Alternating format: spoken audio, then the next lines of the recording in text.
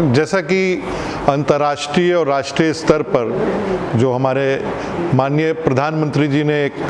लक्ष्य और mission launch किए हैं, जैसे कि मिशन लाइफ और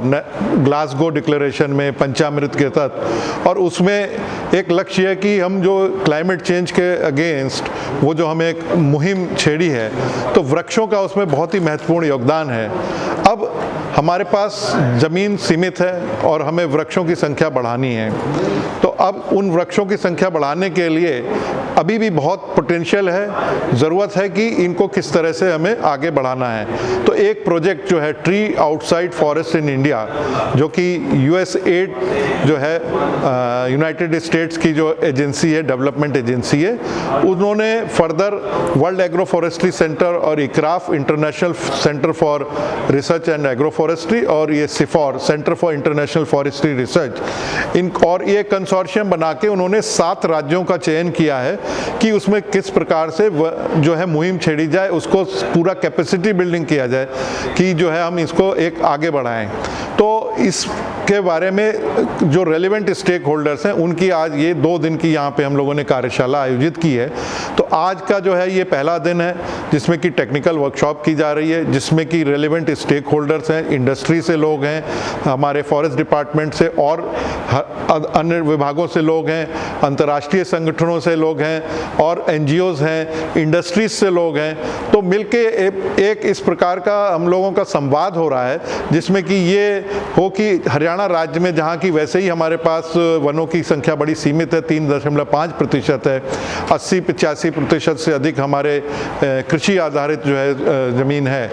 उसमें किस प्रकार से हमें ये चुनौती को आगे बढ़ाना है। और जहाँ तक अगर हम ये देखें तो हरियाणा विश्व स्तर पे हरियाणा ने एक उदाहरण पेश किया है कि हमारे पास जंगल खाली 3.5% है, लेकिन हम वुड सरप्लस हैं, मतलब कि हमारे पास जंगल ना होने के बाद भी हम वुड सरप्लस हैं। और हमारे यहाँ जो यमुना नगर और आसपास के जिलों के पर आधारित जो हमारी वुड की जो मार्केट है वो एशिया की सबसे बड़ी मार्केट है। पूरे भारतवर्ष में 50% से अधिक जो प्लाईवुड उत्पादन है वो हमारे हरियाणा द्वारा जो है उसको सपोर्ट किया जाता है। तो इस प्रकार कृषि वानिकी जो उन उत्तरी हरियाणा के ज़िलों में जैसे कि यमुनानगर, अम्बाला आदि में जो उसको प्रमोट किया गया और उससे आधारित जो उद्योग साथ में लगे, उसकी वजह से जो है हमने इतनी प्रगति की है यूकलिप्टस और पॉपुलर बेस्ड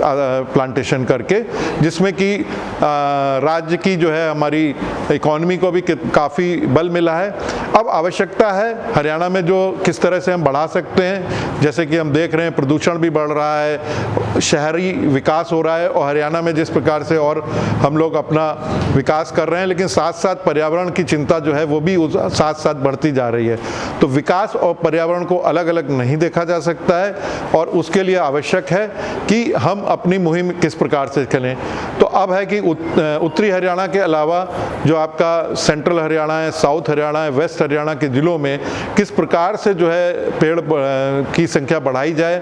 किसानों को किस प्रकार से प्रोत्साहित किया जाए, किस प्रकार से नई प्रजातियां जैसे मीलिया डूबिया, एलेंथस आदि को जो किसानों लगा सकते हैं और उसके साथ में उससे अपनी एक जिसको कहते हैं आर्थिक सुरक्षा भी वो देते हैं, क्योंकि ज़रूरत पड़ने पे कभी अगर फसल नष्ट हो जाती है या सूखा पड़ जाता है या बाढ़ आ जाती है तो पेड़ों के द्वारा भी वो अपनी आजीविका को उसको सप्लीमेंट कर सकते हैं। तो एक तो ये है। दूसरा, अन्य प्रकार की भी प्रजातियां जो कि आपके फलदार हों, जिसमें कि इस प्रकार से फलों की खेती को भी बढ़ावा देके वृक्षों के वो सब आपके कार्बन को सिक्वेस्टर करके हमारे जो राष्ट्रीय अंतर्राष्ट्रीय लक्ष्य हैं उनको भी प्राप्त करने में मदद करेंगे। और साथ ही साथ अगर हम देखें तो हमारे आसपास का इकोसिस्टम उसको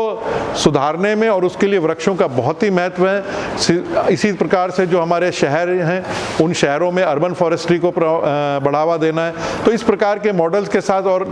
विशेष रूप से जो उद्योग आए हैं, अब जैसे हमारे हरियाणा सरकार ने बजट में इस बार घोषित किया है कि कम से कम 10% जो है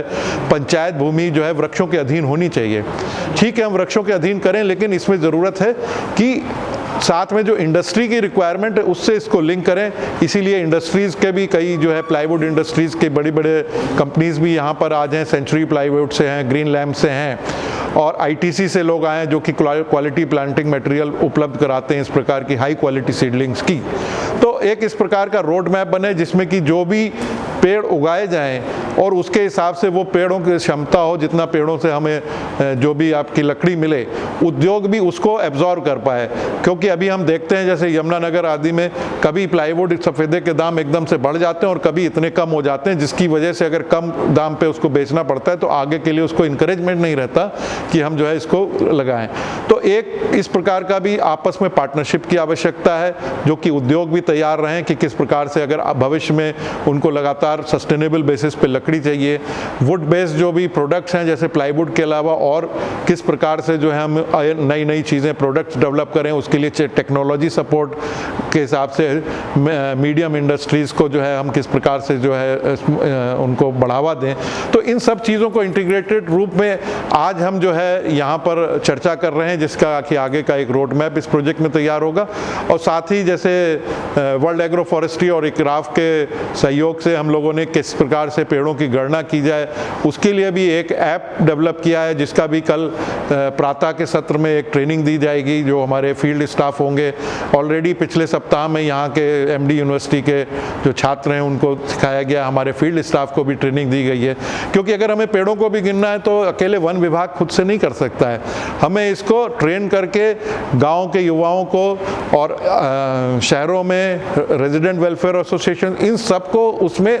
ट्रेन करके, जिससे कि वो उस ऐप के द्वारा आसपास के वृक्षों को जो है जियो टैग करें और वो सर्वर के ऊपर पूरी विवरण जो है बिल्कुल जियो बेस्ड रहेगी, जो कि तुरंत पता चल जाएगा कि इस क्षेत्र में कितने पेड़ हैं और कितने पेड़ और लगाए जा सकते हैं। तो ये कुछ नए इनिशिएटिव हैं और जो आई थिंक इस प्रोजेक्ट में, और कल माननीय मुख्यमंत्री जी भी इस प्रोजेक्ट को लॉन्च करने के लिए, जो कि स्टेट लेवल का लॉन्च होगा, हमारे वन मंत्री और जो शिक्षा मंत्री हैं वो भी कल यहाँ पर रहेंगे। तो इतनी बड़ी ब्लेसिंग है और आई थिंक जो एमडी यूनिवर्सिटी की तरफ से भी जो सहयोग है और इस प्रकार से हम ये वर्कशॉप कर रहे हैं और आगे को दिशा निर्देश और मार्गदर्शन के लिए ये वर्कशॉप जो है रोड मैप बनाने में काफ़ी जो है हम लोगों को एक उत्साहित रहेगी और हम लोग मिलजुल के पार्टनरशिप्स डेवलप करेंगे और इसको आगे बढ़ाएंगे। Thank you.